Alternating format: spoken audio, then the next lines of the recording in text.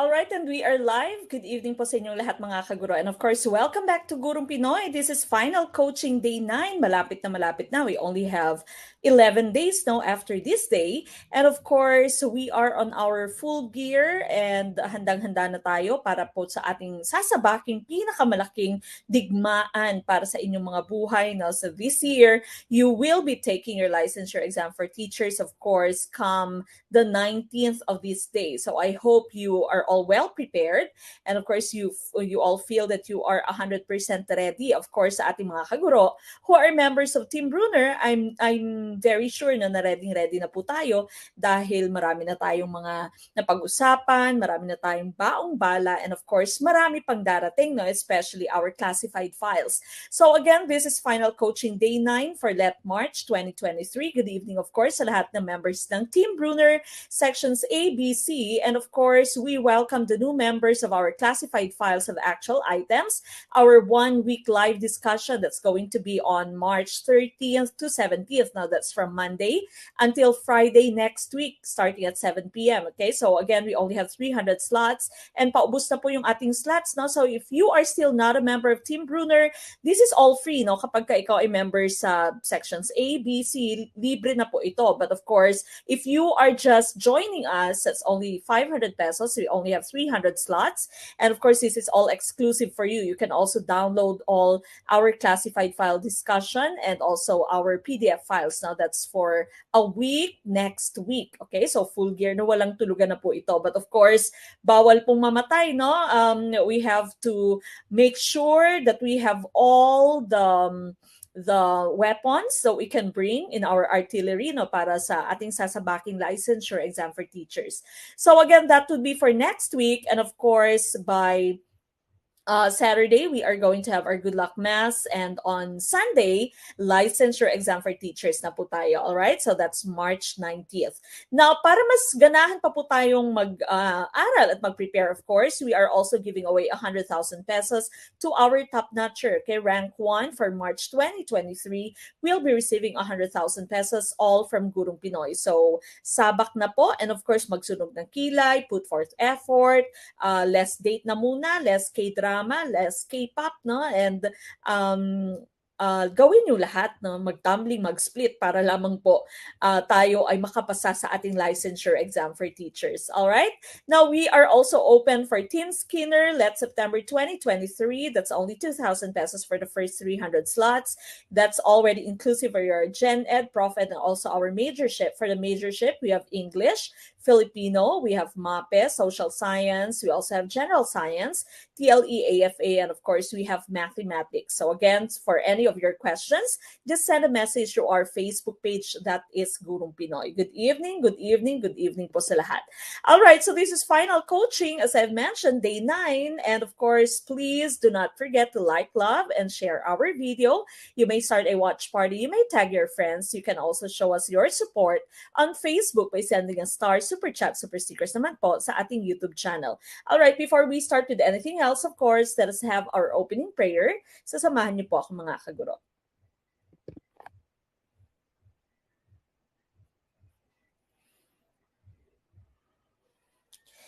Dear Lord, I come to you to ask for your guidance and direction in this study session. I ask that the Holy Spirit fill me with strength, creativity, and understanding to get through my studies without difficulty or sin. Help me hold my focus and attention. Help me to retain all that I learned. Please make my mind sharp and keep distractions at bay. If any part of my studying is weak or lacking in some way, let it be revealed so that I may correct it. Thank you for this opportunity to learn. Amen.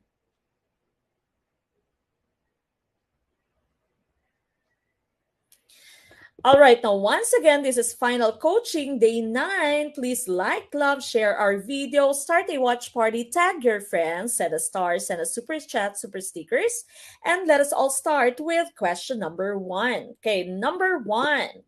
The first Visayan president and the first speaker of the Philippine Assembly. Would this be letter A, Rodrigo Duterte, letter B, Corazon Aquino, letter C, Sergio Osmeña, or letter D, Diosdado Macapagal?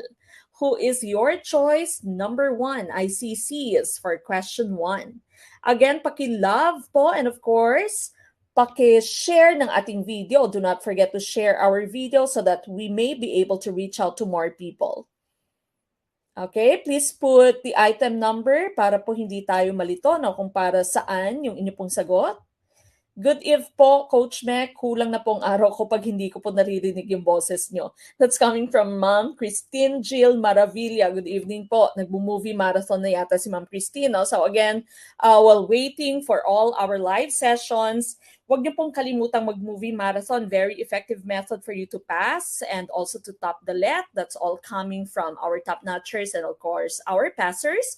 At least 3 videos from Gurong Pinoy every day. Okay, so every day po movie marathon sa ating YouTube channel. Our YouTube channel is also Gurong Pinoy. Okay, I see a lot of letter C's for question number 1, and C indeed is tumpak. Okay, so serious mania. This happened upon Quezon's death, no? So sudden death of Quezon in 1944. Osmeña succeeded him at age 65, becoming the oldest person to assume the Philippine presidency until Rodrigo Duterte took office in 2016 at age 71. A founder of the Nacionalista Party, Osmeña was also the first Visayan to become president. Okay, so the first Visayan president, Sergio Osmeña from Cebu. Okay, so magandang gabi sa ating lahat, and of course, maayong gabi sa tanang mga taga Cebu. Okay, Ma'am Christina Campo, hello po. Silent reviewer daw si Ma'am Christina, no? And malaki na yung kanyang in-improve. Okay, so that's number 1. Rodrigo Duterte, of course. Meron din pong common question sa LET with regard to President Rodrigo Duterte. That is, who is the first Philippine president from Mindanao? Okay, so your choice there would be Rodrigo Duterte. Of course, we all know who Cory Aquino is. Just dado makapagal, parehas naman po silang taga-norte. Okay? So we are looking for letter C for item number 1. Tumpak ka agad. Okay? We go to question number 2. Mary Evans is popularly known as letter A, Samuel Clemens, letter B, J.K. Rowling, letter C, Mark Twain, or letter D, George Eliot. Very common question. Okay, Tagum City, good evening. That is coming from Ma'am Burley Davin. Good evening from Tagum City. From Naga, Laak, Davao de Oro. Good evening po. Okay, number 2 is mayayabang na talaga yung mga kaguro natin. Bilis nang magsagot. Okay, yabang factor na. Ready na para sa ating licensure exam for teachers. Okay, letter D for question number 2, and that is tumpak. Okay, so George Eliot was Mary Ann Evans. No? So Evans assumed the pseudonym George Eliot in 1857 when she published her first piece of fiction as it suited her desire for anonymity. So that means she didn't want people to know that it was her, no? So, and of course, dati kasi medyo meron pang discrimination towards girls, okay? But of course, we all know that everything that men can do, the women can also do. And also, of course, gusto nating batiin lahat ng mga kababaihan ngayon since we are celebrating the International Women's Day, no? Today po talaga, no? That's March 8th. Okay, lumalabas din po yan sa inyong licensure exam for teachers. International Women's Day is celebrated on March 8th. And mabuhay tayong lahat ng mga babae. Okay, so that's Mary Ann Evans, pen name George Eliot. All right? Now, A and C is just the same person. No? So Samuel Clemens used the pen name of Mark Twain. And of course, J.K. Rowling naman is well known for her Harry Potter series. Okay, so siya naman po yung nagsulat ng Harry Potter. Lumalabas din po yan sa LET, no? So hitik na hitik ito. Lahat po ng items natin or lahat ng choices natin sa question number 2 ay mga paborito ng inyong licensure exam for teachers. So make sure that you know them. Ma'am Christine, good evening po. Ma'am Christine Morilla from Malolos, Bulacan. We move on with question number 3. A collection of Indian fables or stories. Would this be letter A, Mahabharata, letter B, Panchatantra, letter C, Sanskrit, or letter D, Nibelungenlied? From Zamboanga, Sibugay, Ma'am Jane Ba. Good evening sa ating mga Muslim brothers and sisters. Assalamualaikum po. Okay, number 3, letter B's. Letter B's for number 3. Do not forget to share our video. Paki-share po ng ating video. And of course, if gusto nyo pong humabol at gusto nyo mag-join sa ating week-long na discussion ng ating classified files, all exclusive for our groups, then send a message kung paano po kayo makapag-join. We only have very few slots.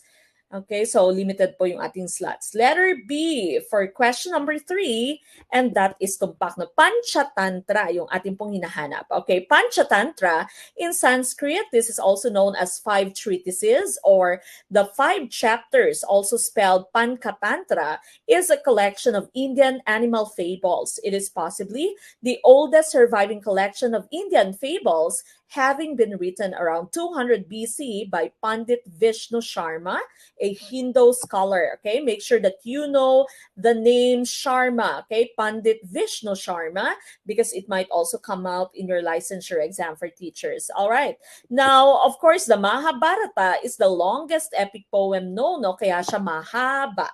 Your hint there is the term Mahaba, Mahabharata, the longest epic poem. And Sanskrit is an ancient and classical language of India. No? So Mahabharata is one of the epic poems that were originally published in Sanskrit or originally written in Sanskrit. The other one, of course, is Ramayana. Okay, and of course, yung letter D naman is a German epic. German epic for letter D. All right, so we go to question number 4.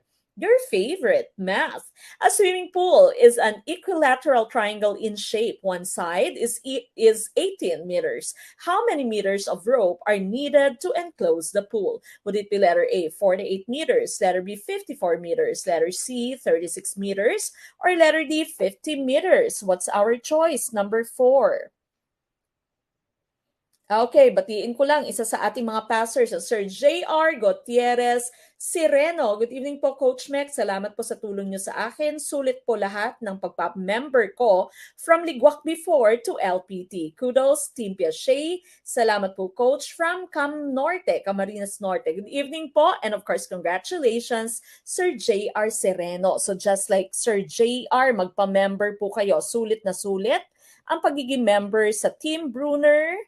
And of course, sa atin namang magti-take no, sa September, meron po tayong Team Skinner. Ma'am Borton Ken or Sir Borton Ken, good evening po, Ma'am Mek. Maghapon po ako nanonood ng videos. Laking tulong po nito sa pag-recall and review ng mga questions. Watching here from Naik Cavite. Good evening. All right, number 4, letter B. Good evening po. Sana ma-visit namin no, very, very soon lahat po ng ating mga kaguro sa iba't ibang panig ng Pilipinas at ganoon din po sa iba't ibang panig ng mundo. We will be in Cebu this month. Okay, so if you are from Cebu, we might be able to meet you. All right, ICBs for question number 4. Tumpa kaya ang letter B, no? So this here is a question about an equilateral triangle. So whenever you say equilateral, of course, this is a triangle with 3 equal sides. So one side has 18 meters. That means we actually have 3 sides of 18 meters. So for us to get the number or the meters of rope that we need to enclose the pool, we simply multiply 18 by 3. Okay, so 18 times 3, the correct choice would be letter B, 54. Okay, so 54, letter B for question number 4.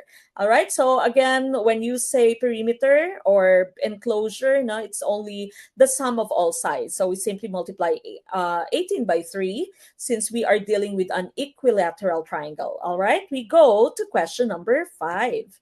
How many times will the digit 7 appear between 1 to 100? Now, this here is a very common question sa inyo pong licensure exam for teachers. Sometimes they may change. Merong instances na 2 yung hinahanap, no? How many times will the digit 2?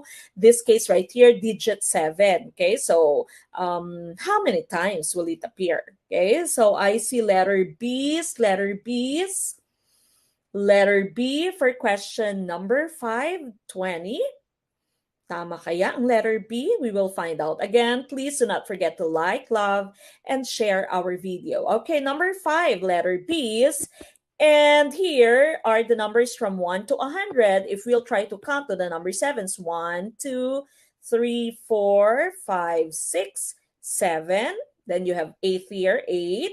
9, 10, 11, 12, 13, 14, 15, 16, 17, 18, 19. Tama ba yung aking pagkakabilang? The correct choice is 20. So, meron ako nakaligtaan. No? So, 1, 2, 3, 4, 5, 6, 7. Okay. I know now. Dahil doble po sa 77. Okay. So, the correct choice is 20. Letter B ang ating pong tumpak na choice. Okay. So, I hope na nagets natin no, kung bakit letter B. Not 19, but 20. Okay. Dahil po sa 77 natin doble. So, dalawa din yung ating pagkakabilang. So, letter B, 20 ang ating tumpak na choice for number 5. We go to question number 6. Mary could not understand Archie's point because she had a high fever. What barrier of communication is present in the situation? Would it be letter A, psychological barrier, letter B, systemic or systematic barrier, letter C, physical barrier, or letter D, physiological or biological barrier? What's your choice? Number 6. Sir J.R. H. Balaba. Good evening po, Coach Mex. Thank you so much for your learning. Nakakamiss talaga yung boses mo.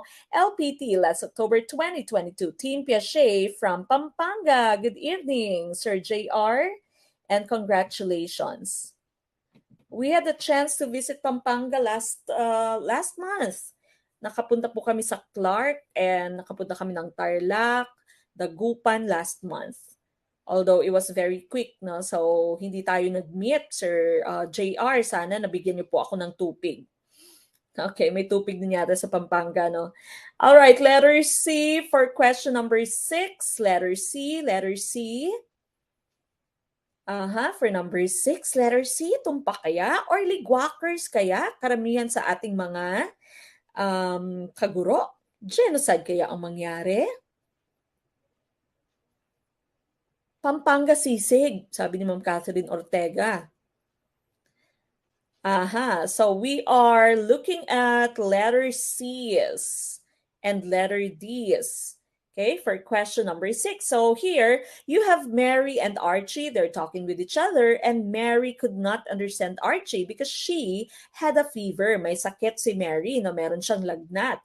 And so what type of barrier in communication are we dealing with in question number 6? Okay, bago po natin tingnan yung ating pong tumpak na choice, okay, let's take a look at the different categories of barriers to communication. Okay, so here are the different barriers to communication. Now, the first one is psychological barrier. When you say psychological barrier, this is how the psychological state of the communicators influence how the message is sent, received, and perceived. So that means, of course, when you say psychological, yung thinking, no, mental state ng isang tao. Of course, if you are talking with someone na medyo may kakulangan sa pag-iisip or medyo hindi straight, no, mag-isip, of course, there's going to be a difficulty in communication. Okay, so that psychological state, kahit na minsan kayo ay may LQ ng jowa mo, hindi kayo nagkakaintindihan because of course you have your psychological barrier. Parehas mainit ang inyong ulo, no? You're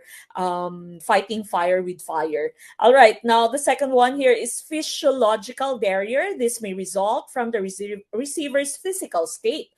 For example, a receiver with reduced hearing may not grasp the entirety of a spoken conversation, especially if there is significant background noise. So when you say physiology function, no? When we are talking about anatomy and physiology, anatomy po is the structure of the body and of course physiology is the function. So when you say physiological barrier, merong impairment sa function ng isang bahagi ng inyong katawan, no? So maaring dahil ikaw ay medyo bungol, no, bingi, or For example, may lisp, no, yung inyong kausap, medyo bulol, and or merong karamdaman. Okay, so that's physiological barrier or biological barrier. Now, physical barriers here, an example of a physical barrier is geographic distance between the sender and the receiver. So physical, no, physical environment ninyo. For example, ang sinasabi dito, geographic distance, malayo kayo sa isa't isa, no? Pasigaw, for example. So, hindi kayo magkaintindihan. That's physical barrier. Systematic barrier, on the other hand, may exist in structures and organization where there are na systematic, kumbaga may sistema. Okay, so may sistema na, but there might be some barrier. For example, hindi na ipasa yung memo, or mali, or hindi maganda yung internet connection. So systematic barrier po yan. Attitudinal barrier are behaviors or perceptions that prevent people from communicating effectively. Ito naman pa-attitude, okay? So, kunwari, ikaw ay nagsisinuplada, no? So, may attitude ka that day, and so hindi kayo magkaintindihan. Parang pa-LQ na din ito. And of course, language barriers, if you are using a different language, if you do not have a common language, then it's going to be very difficult for you to talk to each other or to communicate. Say, you visit another country, or where they do not speak English, and you also do not speak the country, and so that's language barrier. Okay, and so ang tumpak na choice natin dito is letter D, physiological or biological barrier, kasi sabi ay merong fever, no, si Mary. Okay, so letter D po ang ating hinahanap, physiological. The function of her body is not 100% because of course she's not feeling well. Okay, we go to number 7. The mountains that separate the continents of Asia and Europe is blank. Letter A, Mount Apo. Letter B, Mount Everest. Letter C, Mount Kilimanjaro. Or letter D, Ural Mountain. Batiin ko lamang yung mga Team Piaget babies natin. Ma'am Charmaline Santos, magandang gabi, Ma'am Nek. Na-miss po kita. Team Piaget po. LPT last October 2022 from Iligan, Isabela. Good luck, future LPTs. Good evening, Ma'am Charmaline Santos. Okay, what's your choice? Number 7. Number 7, ICDs. All right, so the question here, very easy, very common. The mountains that separate the continents of Asia and Europe, you have, correct choice, of course, would be letter D, Ural Mountain or Ural Mountain. Okay, so letter D is tumpak. Now, what about the rest of your choices? Before that, the Ural Mountains, or simply the Urals, are a mountain range in Eurasia, between Europe and Asia, that runs north to south, mostly through Russia, from the coast of the Arctic Ocean to the river Ural and northwestern Kazakhstan. Okay, so it separates Europe and Asia. Apo, of course, is the highest peak of the Philippines. Everest is considered the highest point on Earth, considered the highest point on Earth. And Mount Kilimanjaro is a dormant volcano in Tanzania. It has 3 volcanic cones, Kibo, Mowenzi, and Shira. It is the highest mountain in Africa and the highest single freestanding mountain above sea level in the world. Okay, so the correct choice here is letter D, Ural Mountain. All right, now, sometimes, in-include ko po ito lahat, no? Apo, lumalabas po ito. Everest, lumalabas. Kilimanjaro, lumalabas po ito, the highest mountain in Africa. And also where is Mount Kilimanjaro located? Lumalabas po yan, Tanzania. Lumalabas din 3 volcanic cones, no? So Kibo, Mowenzi, Shira, make sure that you know all those. And of course, if you are a member of Team Bruner, you can easily download our PDF files later. No need for you to take down any notes. Okay, we go to question number 8. Number 8. The area of the rectangle is 6x squared with length of 2x. Find the perimeter. Would it be letter A, 16x, letter B, 10x, letter C, 12x squared, or letter D, 18x? Okay, number 8, ICB is 10x. Tama kaya ang letter B? Alright, so again, kung hindi ka pa po member ng Team Bruner, there are several ways through which you can become a member. Sections A and B are full membership, no? So sections A and B po, nababalikan niyo po lahat ng full-length videos natin, lahat ng files natin since we started for March 2023 na licensure exam for teachers since October. Now, if you are a member of Section C naman, you are a member of our final coaching and classified files. So pre-board, your final coaching discussion. We are having 10 discussions now in total. So this is already discussion 9. So even if ngayon ka lamang po magpapa-member, mababalikan nyo din po from final coaching 1 until tonight's final coaching. And of course, you can have access to our classified files. Now, there is another one. We have just recently opened it. That's only for our classified files recap, no? So classified files natin, that will be for next week from March 30th until 17th. You can download the files, no, all the classified files. Ang magiging sistema po natin sa ating classified files discussion would be question and answer, no? So drill na siya. These are 100% vouched items that are in the actual licensure exam for teachers, okay? So from the feedback of students, from what we see, no, as trends, items ng ating licensure exam for teachers. So again, make sure that you become a member of Team Bruner if you'll be taking naman the LET in September next year, or not next year, sorry. September of this year, meron din po tayong Team Skinner, okay? So we also have our majorship, so po pwede din po kayong humabol. We have 10 discussion videos, no, for our membership, may final coaching, merong prior discussion, and so mag-send lamang po na message sa ating Facebook page. Okay, letter B, 10x. Okay, 10x, all right? So we are given the area of your rectangle as 6x squared with length of 2x, and we are asked for the perimeter, okay? So tingnan na natin kung paano natin ito sinolve, okay? So again, your area of a rectangle is length times width. And of course, the perimeter is 2 times the quantity, length plus width, okay? Now, we are given the area to be 6x squared. No? 6x squared yung area. Andyan po sa ating given. Then your length is given as 2x. No? We don't know what the value of W is. Okay, so we need to find W first. That's the width. All right, so then for us to get the value of W, we need to divide both sides by 2x. Okay, so W then equals 6x squared divided by 2x. 6 divided by 2 is 3. X squared divided by x is x raised to the first, or just x. Okay, so this is the value of your width. Okay, now we have the values for length, that's 2x, given po yan. And of course, we already have the value of W, or width, as 3x. Okay, so now we may proceed to the calculations for our perimeter. Okay, so perimeter again is 2 times the quantity length plus width, and length is given as 2x. From our calculations above, we know that the width is 3x. Tama? Okay, now, all right, so now what we do is we can already combine these two terms here since parehas sila, no, like terms sila. We may combine them, giving us P, or perimeter, equals 2 times 5x. Saan nanggaling yung 5x? That's 2 plus 3x. Okay, so saan galing yung 3x? Okay, so ayan si Facebook user nagtataka, no, saan galing yung 3x? Remember dito po tayo, 6x squared is the area. Then you have, imumultiply mo yung length, no, length po is given as 2x.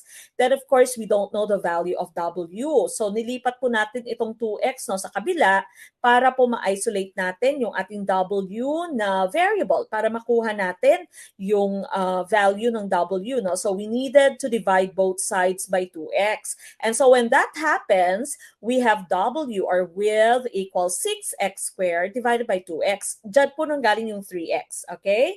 So again, diyan po nanggaling yung 3x. We divided 6 by 2.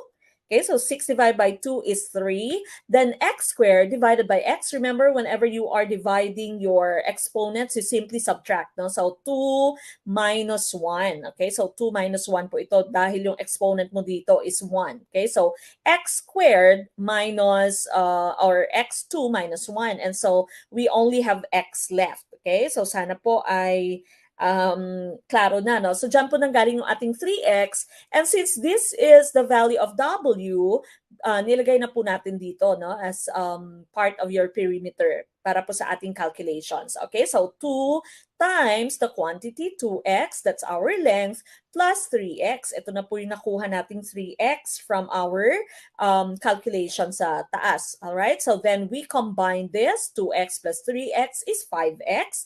Then of course, we can simply multiply 2 by 5x. Okay, so 2 by 5x, the correct choice is letter B. Okay, so letter B po, ang ating tumpak na choice. Ayan, tumahimik na daw lahat dahil sa math. Okay, so simple lang naman siya, no? Kasi yung ating problema, palagi po tayo nag-overthink, no? So, medyo mahirap lang siya because you have the exponents and you have the variables, okay? But simply stated, area lang naman siya and perimeter. Alright, so balikan na lang po later pag medyo blurry pa, no? Especially if you're a member of Team Bruner, mababalikan naman siya later, tingnan kung bakit. If there's still other questions, just ask questions. Alright, so again, letter B, 10x ang ating pong tumpak na choice. Ayan, sabi ni Ma'am Jelly Kaidan, salamat po, napakasimple pala. Alright, so wag pong overthink, no? Hindi po ito inyong relasyon. So don't overthink. Alright, we go to number 9. Number 9, this is the technique that artists apply to their work to create a desirable image by accurately placing highlights and shadows. Would this be letter A, 2D, letter B, point of view, letter C, illusion of form, or letter D, placement? Okay, 9 ICCs. Tumpak kaya ang letter C for question 9? Number 9, letter C. Letter C for number 9. Again, please do not forget to share our video. Okay, para makita po ng mga marites niyong friends sa Facebook. Ako lang yung naiba. May letter D, placement. All right, so here we are looking for a technique where the artists would apply to their work, no, to create a desirable image by accurately placing highlights and shadows. Highlighting and shadows. So that means merong parte ng drawing na darker, meron ding lighter, okay? And you call this letter C, illusion of form. Now remember, these are all part of the new TOS, no? So tomorrow I will be placing more classified files regarding art appreciation and more files pa for our classified files. Okay, so illusion of form po ang ating hinahanap. Alright, so 2D of course, that's two-dimensional. That means wala siyang breadth, no? Wala siyang depth, kumbaga. Okay, so length times width lamang siya, length and width, no breadth, no depth. Your point of view and placement, ito naman po yung meaning nila. No? Point of view refers to the angle at which you are viewing an object. That's your point of view. And of course, placement, how you place an object. No? So objects placed low on the picture seem to be closer to the viewer, and objects placed than objects placed near eye level. Okay, so depende kung paano nilagay yung isang image or isang shape sa kanyang picture. No? So that's the placement. But here we are looking for letter C, illusion of form. Illusion of form, letter C is tumpak. We go to question number 10, math. The school cafeteria raised the price of a plate of rice from 10 pesos to 15 pesos. If the same rate of increase was applied to a regular order of pinakbet, which used to cost 30 pesos, how much does an order of pinakbet cost? Would it be letter A, 40, letter B, 45, letter C, 50, or letter D, 55? What is our choice for number 10? Sir Josel Pineda or Ma'am Josel Pineda, nakakamiss boses mo, Coach Mec. Nakakamiss ang mga review sa solid na Gurong Pinoy. Papasa kayo, maniwala kayo. In Jesus' name. Maraming salamat. Ma'am Josel or Sir Josel Pineda, maraming salamat po, and of course, congratulations. Isa na po siyang licensed professional teacher.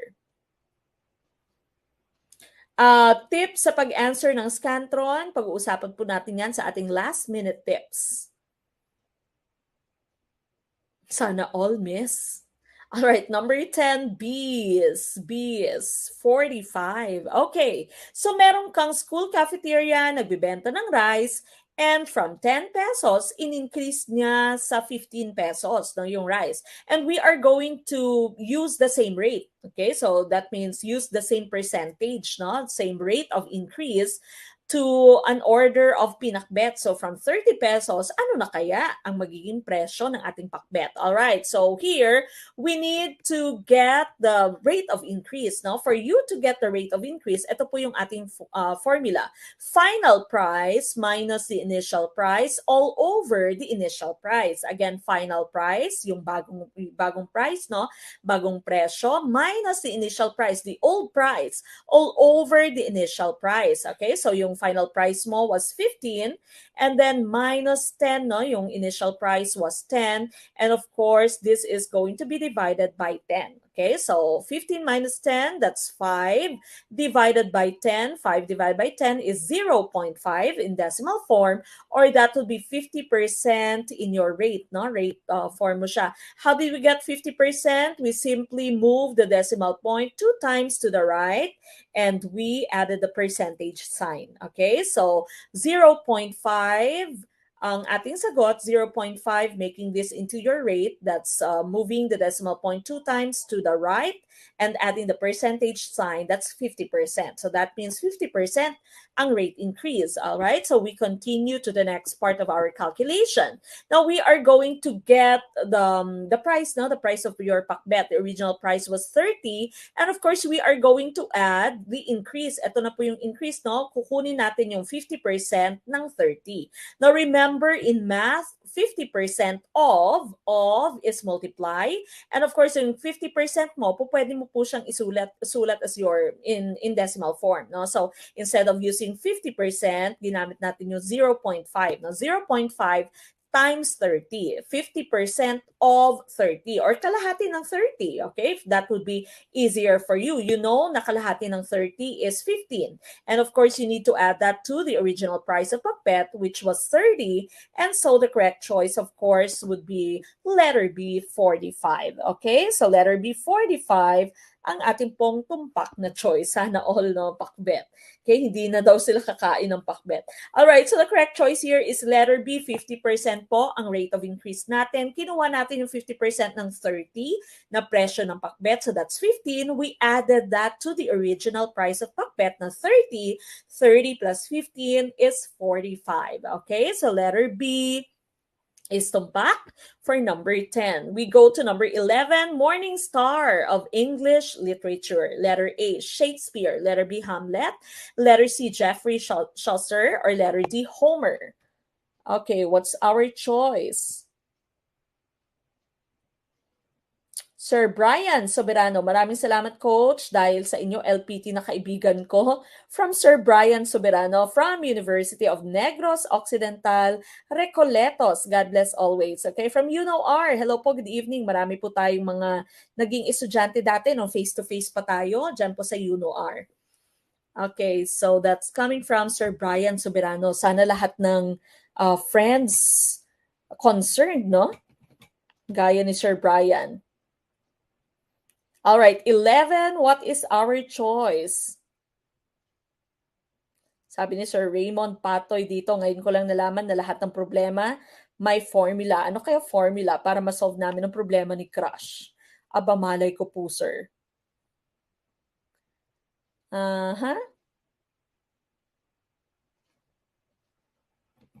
Okay, 11, letter C. Letter C for number 11, and that, of course, is correct. Okay, so, of course, Hamlet is just one of the characters na isulat ni Shakespeare. The Bard of Avon naman si Shakespeare. Now, Homer, of course, is known for Iliad, Odyssey, and the rest of his works. Okay, now, aside from being the star of English literature, may lamok, no? The star of English literature, Chaucer is also known as the father of English literature, English poetry, English language, the morning star of the Renaissance, and the first national poet. Okay, so the correct choice here is letter C, Geoffrey Chaucer. Okay, we go to number 12. Number 12. Number 12, we have when North Pole is tilted towards the sun, it is summer, and when the sun shines all the time, both day and night, this is called letter A, twilight midnight. Letter B, twilight sun. Letter C, midnight sun. Or letter D, twilight sun. Okay, what is our choice? From Ma'am Josel Pineda, Kaway-Kaway Team Piaget, makinig lang po kayo na mabuti kay Ma'am Meg at mag-movie marathon. Napakadami lumabas last October 2022 na sa licensure exam for teachers sa mga dinidiscuss ni Gurong Pinoy. Proud LPT sa isang take lang. Congratulations again, Ma'am Josel Pineda. Okay, so again, makinig po sa payo ng ating mga Team Piaget members, Team Gardner members, Team Erickson members, no, na kapag Team Erickson, Gardner, grow pa tayo dati, merong Team Piaget, pero karamihan kasi sa kanila, Team Piaget talaga dahil, as you know, na usog yung LEP. Okay, so Team Piaget na sila nung nag-take ng LEP. Okay, 12C, very common question sa inyo pong licensure exam for teachers. And the correct choice, of course, is letter C, midnight sun ang ating hinahanap. Okay, the midnight sun is a natural phenomenon that occurs during the summer in places south of the Antarctic Circle and north of the Arctic Circle, including northern Norway. The Earth is rotating at a tilted axis relative to the sun, and during the summer months, the North Pole is angled towards our star. Okay, our star, or of course, the sun, no? So, the correct choice is midnight sun. So, masyadong mahaba yung araw, no? It shines all the time, both day and night. So, halos 24 hours merong sun. Okay, so that's letter C, midnight sun. We go to number 13. It is the first epic ever written. Letter A, Mahabharata. Letter B, Gilgamesh. Letter C, Nibelungen Lied. Or letter D, Panchatantra. Okay, so again, if you're still not a member of Bruner, magpa-member na po kayo. All right, what's your choice? Number 13. Number 13, ano po ang ating tumpak na choice?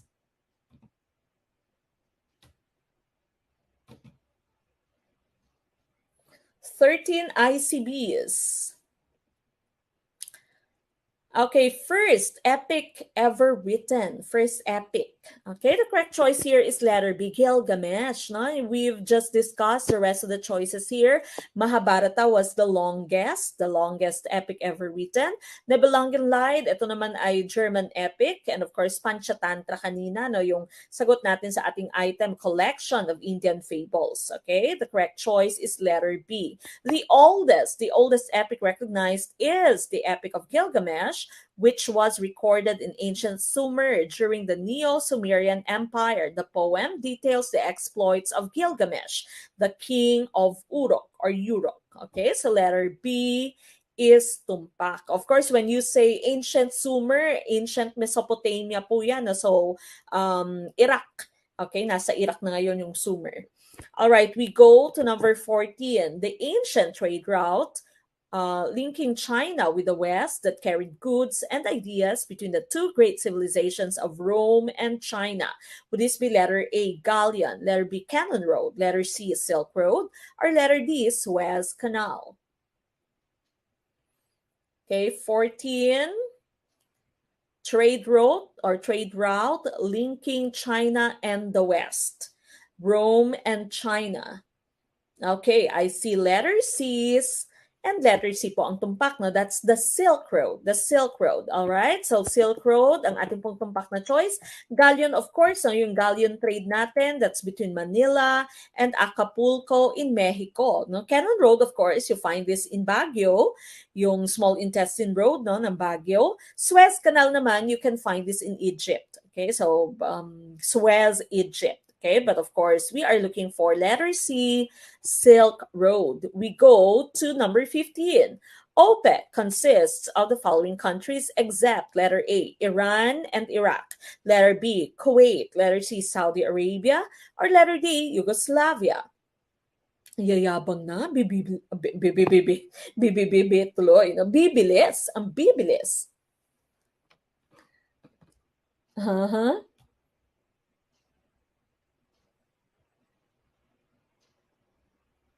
Okay, what is our choice? All right, letter D. Ayan, merong nabulag. Hindi nakita yung except. Okay, meron pong exception. Sinabi except. So, sino ang hindi miyembro? That means the correct choice is letter D. That's Yugoslavia or Yugoslavia, no? Current OPEC or Organization of the Petroleum Exporting Countries are Algeria, Angola, Equatorial Guinea, Gabon, Iran, Iraq, Kuwait, Libya, Nigeria, the Republic of Congo, Saudi Arabia, UAE, and Venezuela. Meanwhile, Ecuador, Indonesia, and Qatar are former OPEC members. Okay, so the correct choice is letter D, Yugoslavia. All right, so again, that's the exception. We go to number 16. This is the type of art that is the same on one side as the other, a mirroring of portions of an image. Would it be letter A, asymmetry, letter B, space, letter C, soul, letter D, symmetry? Okay, very easy, still part of art appreciation. I see letter D's for number 16, letter D. Okay, and of course, na yung mga hints mo dito, mirroring of portions, the same on one side as the other. And so the correct choice here is letter D, symmetry. Symmetry, no? Parehas. Ang asymmetry, of course, ang letter A mo, that's the opposite. When you say asymmetrical, yung asymmetrical dress mo, pa-Venus cut, di ba? Yung isa merong sleeve, yung isa wala. Alright, so space, ito naman po yung kanyang hiningi sa inyo nang siya'y nakipag-break. Okay? So gusto niya ng space, no? Of course, when you say space naman in art, this is the area around, above, and within an object. And of course, soul, wala namang soul sa na element of art, no? So letter D ang ating pong hinahanap. All right, we go to number 17. This can be defined as the arrangement of light and shadow. Ang sakit pala pag-break. Letter A, chiaroscuro. Letter B, highlights. Letter C, positive space. Or letter D, forms.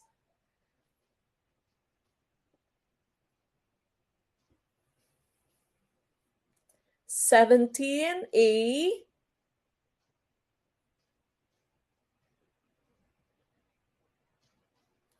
#17, letter A. The arrangement of light and shadow. The arrangement of light and shadow. Okay, what is our choice for number 17? Okay, please put your answers in our comment box.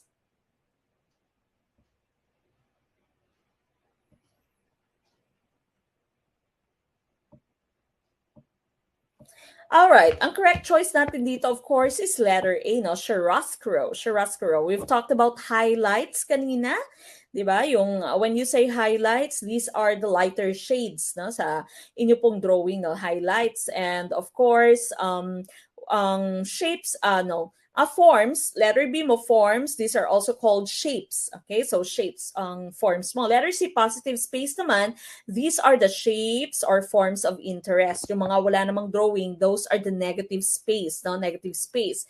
Ang chiaroscuro mo is also called modeling or shading. Okay, modeling or shading. Baka shading, no, or modeling po, yung nasa licensure exam for teachers, yan po yung ating magiging sagot kapag wala pong chiaroscuro. Okay, but here, letter A is tumpak. We go to question number 18. This is manifested by creating an image with a range of value by shading and making forms to make the art livelier. Letter A, illusion of form. Letter B, realism. Letter C, size. Or letter D, point of view.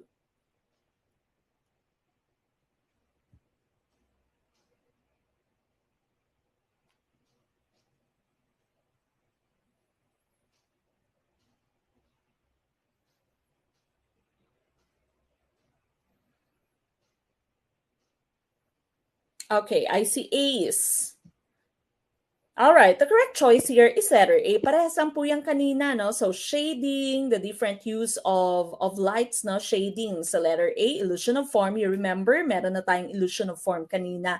All right, so when you say the realism naman, of course, you draw something realistically. Size is gaano kalaki, sana all malalaki. A letter D point of view, we've also talked about this, kung saan mo tinitingnan yung isang bagay, no? So minsan, pag tinitingnan mo siya sa anggulong ganito or sa anggulong ito, malaki siya. Yun pala, pag tiningnan mo sa iisang anggulo or different angle, maliit siya. No? So, depende. Point of view. All right? But here, we are looking for letter A. We go to question number 19.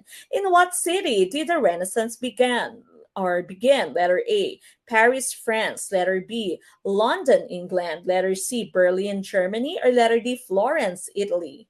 Size is very important, huh?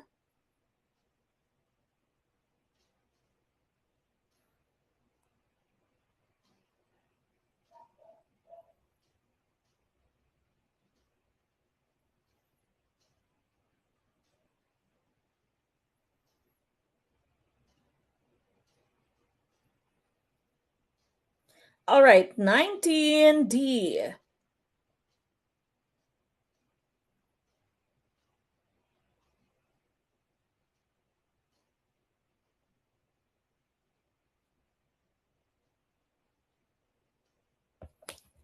All right, 19, that of course is the right choice. Okay, so paulit-ulit din po ito, Florence, Italy. The Renaissance started in Florence, Italy, a place with a rich cultural history where wealthy citizens could afford to support budding artists. Remember when you say Renaissance, so the rebirth of art itong Renaissance. Members of the powerful Medici family, which ruled Florence for more than 60 years, were famous backers of the movement. All right, so letter D is tumpak. Number 20, the author of Flora de Filipinas, circa 1837, the botanical illustrations of plant specimens that grew into the Philippines herbarium, is blank. Letter A, Governor Narciso Claveria. Letter B, Father Manuel Blanco. Letter C, Padre Emmanuel Gonzalez. Or letter D, Governor Polavieja. Ayan, yapang factor. Bibilis.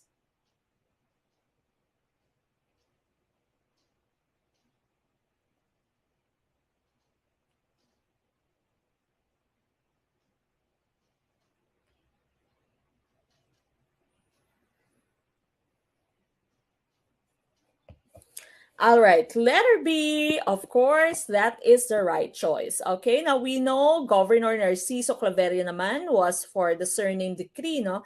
Pinalitan yung ating mga apelido ng Spanish-sounding surnames. Governor Polavia, of course, signed the execution of Rizal. Okay, so Padre Emmanuel Gonzalez, hindi ko po siya makita. Okay, so Father Manuel Blanco, yung ating tumpak na choice. We go to 21, math. 4 people can finish painting a room within 4 hours. If only 2 people are available, how many hours do they have to work to finish the same job? Letter A, 4. Letter B, 6. Letter C, 8. Letter D, 10.